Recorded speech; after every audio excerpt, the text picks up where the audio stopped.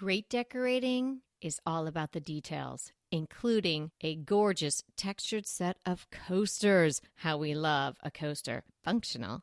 And why not be beautiful?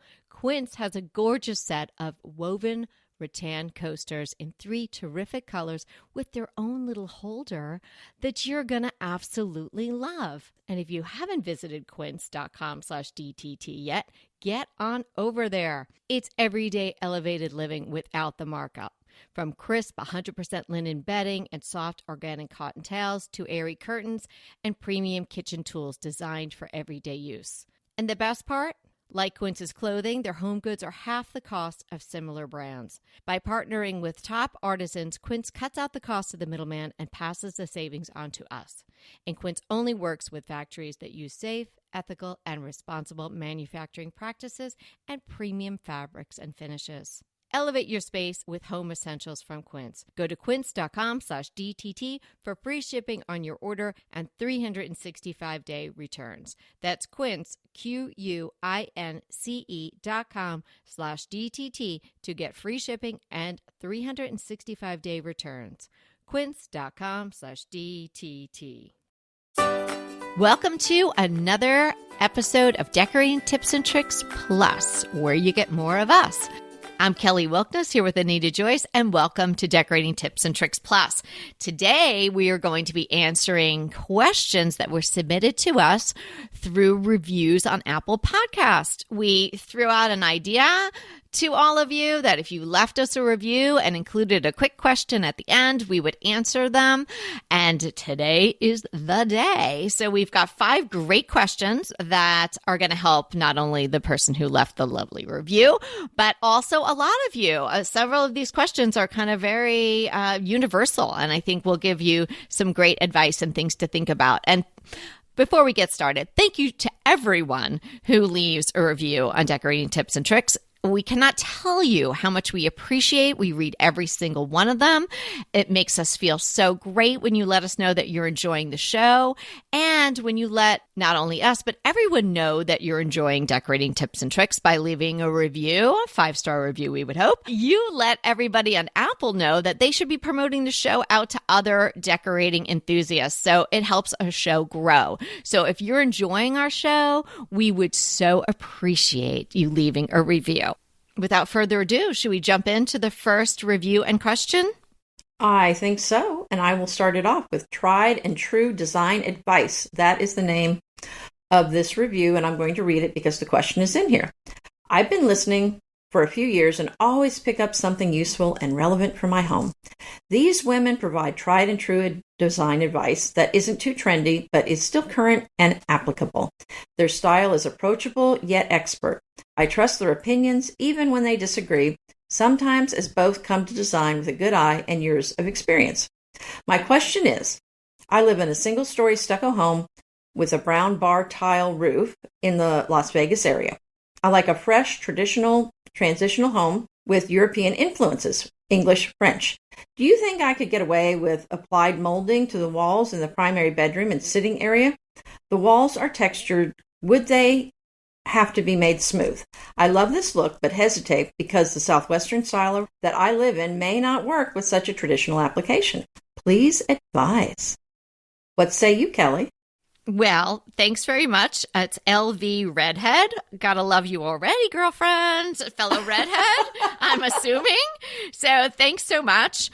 I have some questions and also some thoughts. So I would want to know, and LV Redhead will know this, of course. Is your home more Adobe style? Because you're saying it's sort of Southwestern, or is it more Spanish Mediterranean? If it's Adobe style, I think it might be a little bit more challenging to do the applied molding. Now, applied molding, if people don't know what that is, it's very hot right now. It is a very traditional look in general, but of late, it's been used in different ways, and sometimes people are applying molding in geometric shapes and things like that. I don't think that's what LV Redhead is after, because she likes a more traditional transitional look, but just to help everybody listening visualize, it's molding. So molding you could buy at a wood shop or at Home Depot, and you're applying it to a wall and trying to sort of jazz up the wall with the molding, giving it more interest. And oftentimes it's painted the color of the wall. It might be done in a different sheen, but of course you could always paint it in a different color. Sometimes you'll see applied molding and it's stained, but normally I think you're seeing it and it's painted. So if LV Redhead's home is more Adobe style, you're going to have a lot of arches and sort of walls that slope down. And I think an Adobe style home might not really lend itself to this applied molding. But on the other hand, and it's more probable that it's more of a Spanish Mediterranean look, I think it could work really well. In that style home, you might have arches between the doorways and whatnot. So you may not have a lot of molding because oftentimes when it's an arch, I know I had this in one of my previous homes, the molding does not follow the arch. So you've really just got some baseboard. So there's less molding perhaps if there are arches in the space. So maybe an application of some applied molding would look great, but I wouldn't go way over the top and I wouldn't use big, heavy, chunky molding because that was traditionally not really used in that style home. And I think you're saying primary bedroom and sitting area. So I'm assuming these rooms are somehow adjoined. So it would make sense if you had it in one space that you also applied the molding in the other space.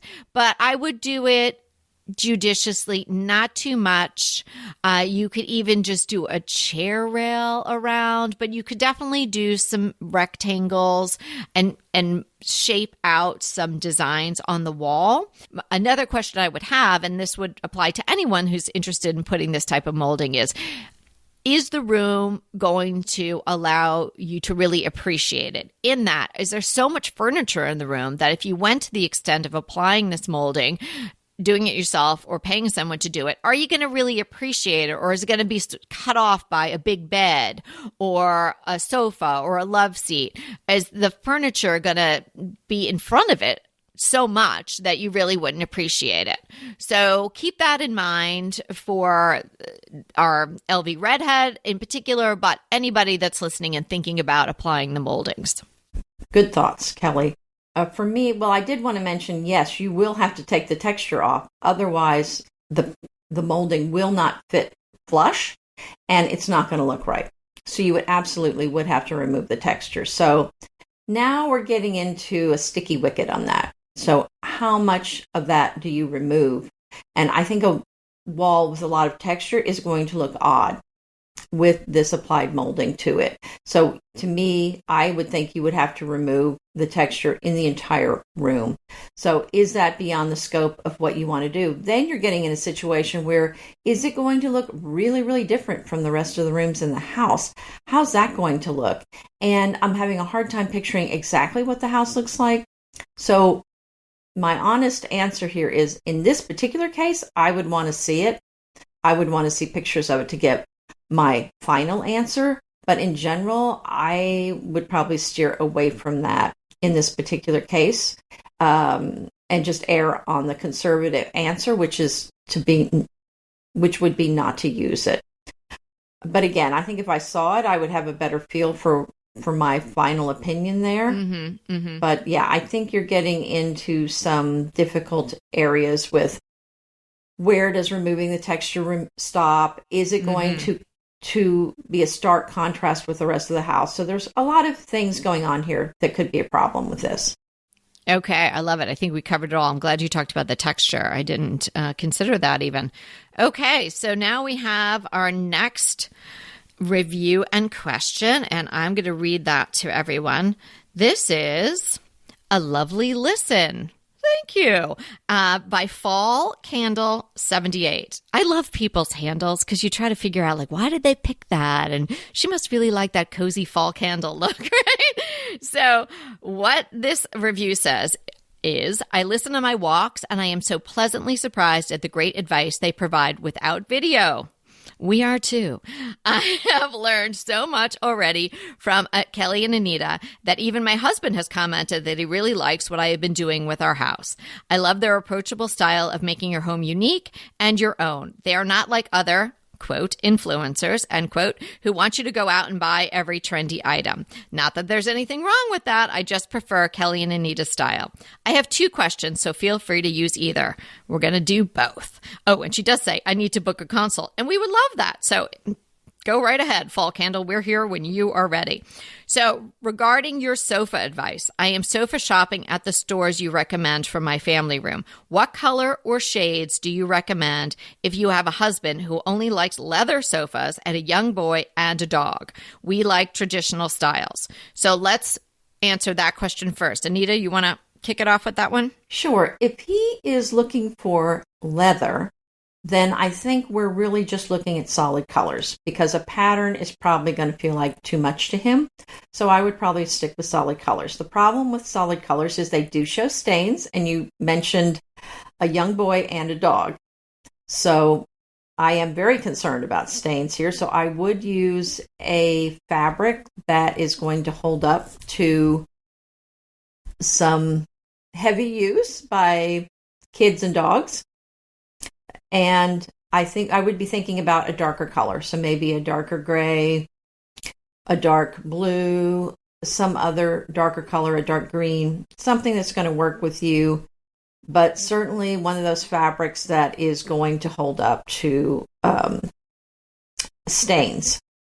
And then you can dress it up with some beautiful pillows, throws, and add your pattern there. But, if he would go along with a pattern, then you could do that, because that also hides stains quite well. But the problem with the patterns is usually you get tired of the pattern before the sofa wears out. Well, if somebody is really interested in leather, it has a totally different feel and look than upholstered sofas. So I would really try to work on that because I don't love a leather sofa. Maybe a traditional Chesterfield with nail heads and all that. But a lot of the leather sofas you see just are not that attractive, and they are kind of a big thud in a room. So I would try to step away from that if possible. The other thing about having a dog and leather is leather does get scratched by dog nails. So that could be a problem, and maybe that would be discouraging enough if you discuss that with your husband. So what I would suggest is curate the universe by performance fabrics. So wherever you're looking for the sofas, then hopefully they have a good website where you can then choose to filter your search. So filter for performance, because that's going to really help you in the stain and dirt department. And I would choose something that has more of a heathered look to it. So I would go with a solid, but something that has other colors mixed in. So think of, clothing. You have a blue sweater, or you could have a heathered blue sweater. There's different colors of blue running through it. And like a pattern, it tends to hide stains and wear better than a solid. Like if you did like a solid cotton, like duck cloth or something like that, normally that's not even performance. But if something got spilled on it, you would obviously see it. There's just no hiding it. So heathered, maybe in like an oatmeal rather than a white or an ecru or off-white sofa, something that has some other variation of tone, I think would really be helpful. So that's the way I would go. I think you'll be able to find a lot of options in performance in a sort of a neutral heathered, or even a color, but with the heathered texture in it. So good luck with that. The second question here from Fall Candle 78 is it okay to have a different color inside front door than the outside? And I'm going to shock you, Anita, because my answer is one word. Yes. Oh, okay. I'm not shocked by the answer yes. I am shocked by the one word answer, however. That's what I meant, yes. My answer is one word also. Ditto. Oh, I love it. Okay. Hey, we'll be right back with the rest of the show, but keep listening so we can continue bringing you DTT. So have you tried Dupe yet? If you haven't, come on, dupe.com. It is going to be your new shopping best friend. And it's not just for furniture. I know I've shared with you about my coffee table dupe, but you can save money with Dupe on fashion, shoes, jewelry, and more. I just use Dupe to find an absolute perfect twin of this t-shirt that I wanted. It was an $80 t-shirt. I was not going to pay $80 for a t-shirt. Dupe helped me find the twin, like maybe the exact same shirt. Find something you love, and then you can find replicas, twins, and maybe the exact thing for so much less. Give Dupe a try today. It is really so easy to use. You just type dupe.com / before any product URL in your browser, and voila, it instantly finds you less expensive alternatives. They even have an app and a browser extension you can download. No account is required. No sign up is required. It is completely free. I know, can you believe it? But it is completely free to use. Stop wasting money on brand names and start saving with dupe.com today. Anita's going to read the next one. Okay, it is fun and informative. That is the title of it, and it is from Side Hustle Gina. Hey, Gina. Hey, Gina. Gina and I have been emailing a little bit. Oh, okay. I love listening during my commute. It's like I'm hanging out with my girlfriends. The show is a mix of great decorating info along with some good laughs. My question is, what are the recommendations to jazz up the walls in my 2 bathrooms in our Florida beach condo? We had it renovated from top to bottom, and it needs that next level decor on the boring walls. I'm concerned about moisture from the showers. Thank you. Okay, Kelly, take it away. Okay, Gina. Well, so many things to do in a bathroom, and great place to even go a little over the top. And, if you ever wanted to invite us to your beachfront condo in Florida, we could come and have a look. But for now, our suggestions would be paint, wallpaper, giant piece of art is a great idea, or even simply using some hooks with some fabulous striped Turkish beach towels, oversized towels, not necessarily using for the beach, but bath towels, oversized bath towels. I think anything like that would be great in these rooms. I'm understanding from you're concerned about the moisture with the shower that we're not dealing with a powder room and then a bathroom. It sounds like both of them probably have a shower. I don't think you need to worry about wallpaper peeling off the walls anymore. I would not use a inferior quality adhesive wallpaper in a bathroom like that where there's going to be a lot of showering going on, but you've used actual wallpaper and it was applied either professionally or by a professional, I don't think you have anything to worry about. You'd, of course, want to use a wallpaper that could take a little spritzing and maybe a little wipe down. So there are certain wallpapers that would be better for that than others. You're not going to want to use a silk wallpaper or a hand painted wallpaper or anything like that, but that's pretty obvious. But even just picking a great paint color and going pretty bold, I would look around the rest of your newly renovated home and see what colors are you using as your accent color, and maybe dive in pretty deep into those colors or shades in these bathrooms and have some fun with it. Well, I agree with you, Kelly. Go with a beautiful wallpaper. I think that's my first suggestion if you want to really kick it up a notch. And then if that's not going to work, you don't find something you like, then go with a really deep, rich color on the wall. But let me address the moisture issue first. That is what your vent fan is for. Turn that on before you get in the shower, before you start your tub bath, and let it run while you're in it and then for a while when you get out. And you should not have a problem. If you are doing that and you still have a moisture problem, then you might need to get a repairman over there to check that fan out and make sure why it's not working properly, because it should be really helping with any moisture in that room. And assuming that's working properly, I think you're fine with wallpaper. People have wallpaper in their bathrooms everywhere, and as long as that fan's working properly, you should be okay. Good tip. And if you have a window, you could always crack the window. And if you have a window and a fan, you really shouldn't be a problem. In Florida, I think opening the window is not going to help the humidity. Oh, that's true. I'm just probably true. You might be have more you been moist. to Florida? Yes. I just said moist. Not one of my favorite words. But okay, moving on to It's Been a Joy to Listen by Blue Bluthaton, I think. So thanks so much for the review, and let's hear it so we can get to your question. I am so grateful to have found this podcast. The wisdom and information shared goes beyond home decorating and has significantly influenced my own personal approach to art. Wow. I appreciate the well laid out format and relevant, practical, and widely applicable suggestions. Plus, you both are so lovely. It's like visiting a rose garden every time. With a smiley face, I'm not making it up. That was so nice. We really appreciate that. My question for an upcoming Q&A is, could you do an episode on functional decor in small spaces? So this is actually more of a request than a question, but we're definitely going to address it. I'm thinking specifically for people like me who live in tiny houses or RVs and can't spare much space for vignettes or other decorations. However, I love the idea of beautiful functional objects that we can interact with on a daily basis. Thank you both for all the work you put into bringing these examples of beauty to us. Well, thank you so much for this beautiful review, and really touched us. And I'm sure that we can fit something like that into the fall schedule, right, Anita? I think it's a great idea. Oh, yeah. So let's get something like that on a list of episode topics. Okay, but for now, right, yes, beautiful storage.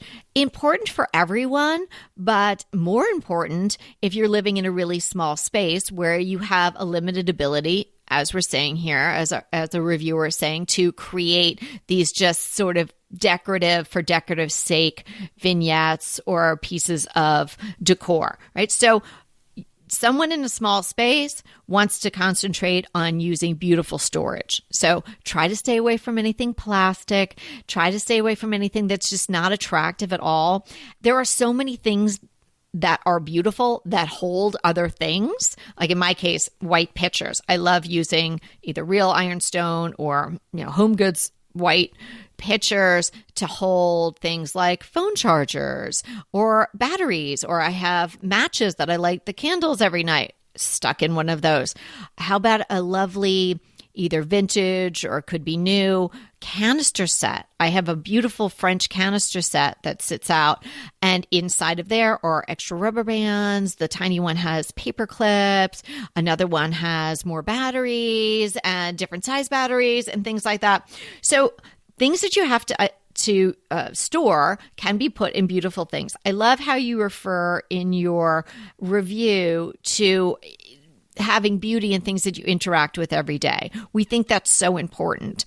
So when we've talked about things to splurge on, even in those episodes, we're talking about things that you're touching every day, like your faucet, the handles on your cabinetry. There are maybe places where you don't have to necessarily spend a lot of money, but take some care in choosing things that really are beautiful and feel good to the touch. So things that you use every day that are a really low price point that can be improved is maybe like, instead of a plastic scrubber that you'd have sitting in the sink, maybe get a wooden handled one with beautiful natural bristles. So maybe use a really pretty tray to corral things like your coffee and tea supplies. So these little things that you're going to see all the time that can be used very practically, but also can elevate your whole look and make you feel good when you're interacting with them, either visually or tactily. Yes, I would very much agree with what you said. Certainly, I use a lot of wicker boxes, wicker baskets to store things. And if you're going to put several next to each other, then go for the rectangular sized baskets to go on a shelf. There are some beautiful cardboard boxes that I got from IKEA that is beautiful blue. And as long as the things aren't too heavy, you can put things in those boxes. So there's so much beautiful storage. Do check out IKEA. They do have some beautiful storage boxes. I also bought, I don't even know where that was, a bunch of black and white checked boxes somewhere. I used those in my closet and they were really beautiful. Okay, let's get on to our fifth and last review and question for today. Excellent design tips from Plaid Shirt Woman. I like a plaid shirt. Yeah. I've been listening for a few years and have learned quite a few simple and useful decorating tips that I have incorporated into my home and garden. I have a dilemma. I have beautiful dark walnut hardwood tile floors throughout the main living areas, but not in the bedrooms. I've always disliked carpet, and yep, it's in the bedrooms. The tile has been discontinued in the finish I have and is only available in high gloss, which is a no-no for me. What should I replace the carpet with to give the house a uniform appearance? Thank you. I was actually asked a very similar question by a friend of mine who has dark wood in the main part of the house, and she's on a really tight budget. And so she was saying, what am I doing with the bedrooms? The bedrooms have carpet, and she was trying to figure out what to do. Someone was offering her some luxury vinyl flooring to put in those bedrooms, and it's a handyman that works for her. He had it in a kind of a lighter wood color. I told her go ahead and do it because it's a great way for her to get rid of the carpet, and I think it's going to be a major step up. In this particular case, well, in all cases, I would say it's ideal if it's as close to the color as possible. I think that's going to not be as jarring to the eye, but in her particular case, I think it was worth doing. She was on a budget and she was getting these for a great price, so she went with a completely different shade of wood in those bedrooms, but I think it's going to be much better than what she had, and I think she's going to love it. So you can change flooring at a threshold like that where there's a door. But again, if the doors are kept open most of the time, then I think it's going to feel like the room has more flow if you do a similar color. But then, some school of thought is if it's close but not the same, then it's going to look like you just ran out or couldn't find it, which is actually the case. But I think visually, a lot of people won't even notice the fact that it's different flooring if the color is pretty close. So I think that would be my suggestion, would be to get as close as possible. But I think if you hate that carpet, you already have a distinct color change from the main flooring to the bedrooms anyway, going from the wood look tile to the carpet. So, I think you can do that for sure. Yeah, good point that there already is this very clear difference. Ideally, if you can, flooring flowing the same throughout is a great idea. And that's not always possible. Some people really like carpeting. Sometimes the carpeting is there and it's not in the budget.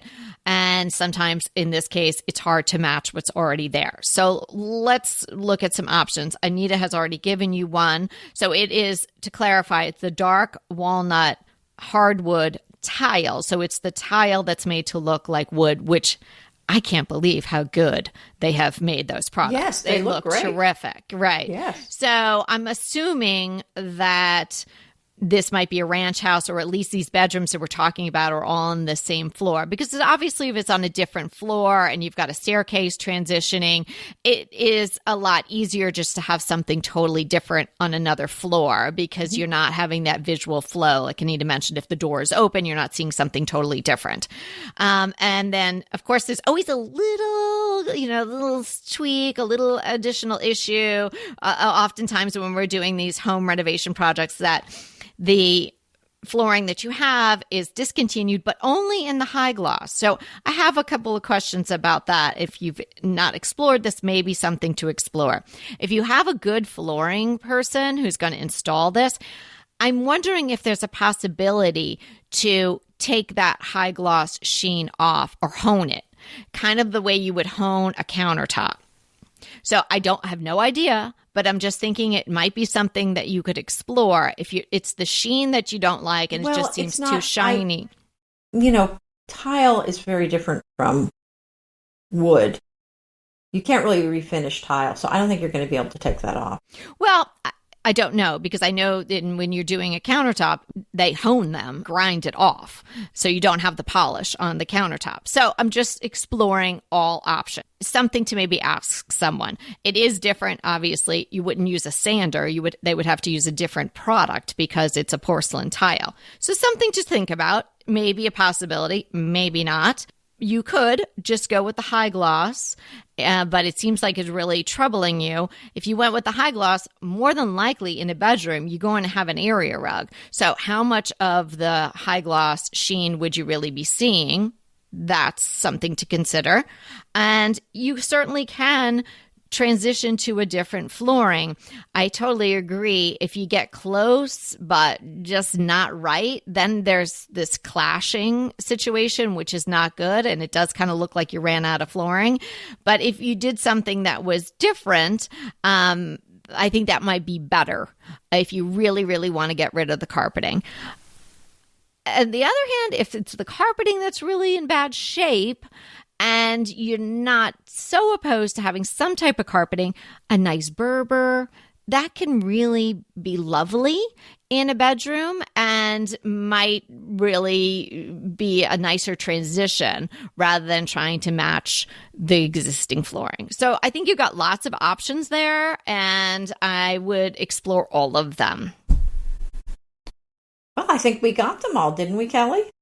Well, we did for now. These are all the ones we have time for today for our bonus episode. So, Anita, we haven't discussed this before, but I'm totally open to doing this again. So if people want to leave us reviews with a quick question at the end of the review throughout the summer, when we are back and doing our bonus episodes, we can then answer those questions. So are you up for it? I love answering the questions. We used to do that all the time. I think it was a really fun episode, and I loved that it was interacting with people who listen. So I think let's do it again. I would love to keep doing this. Okay, so we'll throw it back out to everybody listening. So if you want to leave a review, it needs to be on Apple Podcasts. That's the rules of the game here, right? So don't leave it on our website.